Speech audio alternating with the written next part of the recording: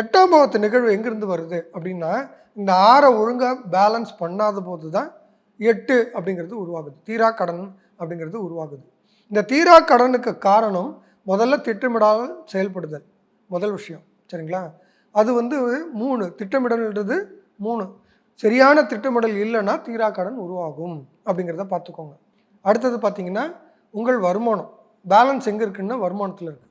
வருமானத்தை கூட்டாததுனால தீரா கடன் உருவாகுது. நீங்கள் நல்லா கவனிச்சிங்கன்னா பேலன்ஸ் இருக்கிற தீரா கடன்கள். வாக்கு கொடுத்ததை காப்பாற்றணுன்றதுக்காக ஒரு கடனை இன்னொரு கடனை வச்சு பேலன்ஸ் பண்ணுறது. ஒரு கடன் அடைக்கிறதுக்கு இன்னொரு கடன் வாங்குறது. ஒரு கடன் அடைக்கிறதுக்கு இன்னொரு கடன். இதுதான் தீரா கடனாக பெரிய கடனாக மாறிக்கிட்டே இருக்கும். அப்போது கடன் அடைக்கிறதுக்கு வருமானம் வந்து தான் கடன் அடைக்கணும்.